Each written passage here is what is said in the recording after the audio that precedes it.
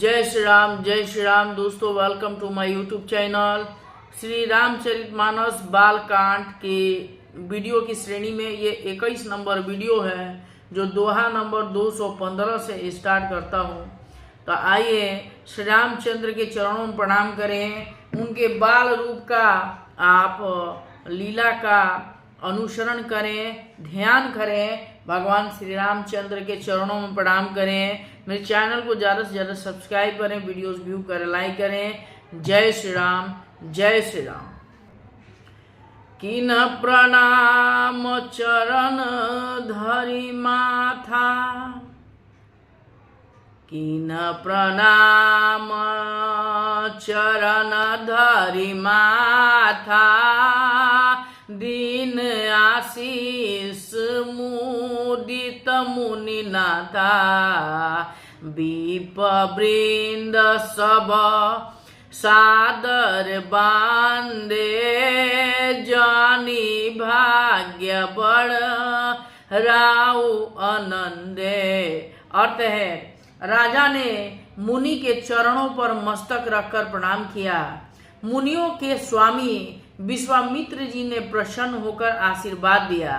फिर सारी ब्रह्मांड मंडली को आदर सहित प्रणाम किया और अपना बड़ा भाग्य जानकर राजा आनंदित हुए।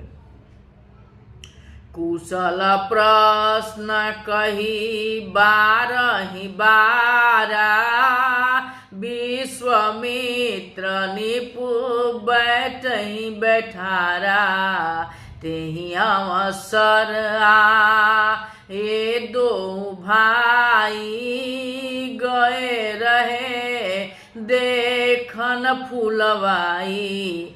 अर्थ है, बार बार कुशल प्रश्न करके विश्वामित्र जी ने राजा को बैठाया। उसी समय दोनों भाई आ पहुंचे जो फुलवाड़ी देखने गए थे। श्याम गौर मृदु बयस किशोरा, लोचन सुखद विश्वचित चोरा, उठे सकल जब रघुपति आए, विश्वामित्र निकट बैठाए। अर्थ है, सुकुमार किशोर अवस्था वाले श्याम और गौर वर्ण के दोनों कुमार नेत्रों को सुख देने वाले और सारे विश्व के चित्त को चुराने वाले हैं। जब रघुनाथ जी आए तब सभी खड़े हो गए। विश्वामित्र जी ने उनको अपने पास बैठा लिया। भय जब सुखी देखी दो भ्राता, बारी बिलोचन पुलकित गाता, मूरति मधुर मनोहर देखी, भयउ विदेउ विशेषी। अर्थ है, दोनों भाइयों को देखकर सभी सुखी हुए, सबके नेत्रों में जल भर आया। आनंद और प्रेम के आंसू उमड़ पड़े और शरीर रोमांचित हो उठे। राम जी की मधुर मनोहर मूर्ति को देखकर विदेह जनक विशेष रूप से देह की बुद्ध से रहित हो गए।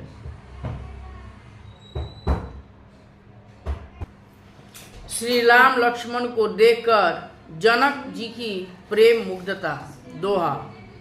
प्रेम मगन मनु जानि निपु, करि विवेक धरि धीर, बोले मुनि पद नाई सिरु, गद गद गिरा गंभीर। 215 नंबर दोहा है। अर्थ, मन को प्रेम में मग्न जान राजा जनक ने विवेक का आश्रय लेकर धीरज धारण किया और मुनि के चरणों में सिर नवाकर गदगद हो गए और गंभीर वाणी से कहा, कहो नाथ सुंदर दो बालक, मुनिकुल तिलक की नृपकुल पालक, ब्रह्मा जो निगम नेति कही गावा, उभय बेश धरी की सोयावा।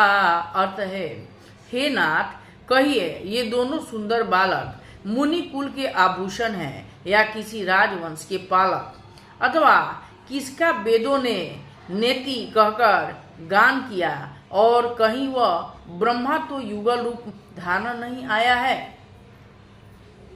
सहज विराग रूप मनु मोरा, थकित होत जिमी चंद चकोरा, ताते प्रभु पूछा हऊ सती भाऊ, कहऊ नाथ जनी करहूँ दुराऊ।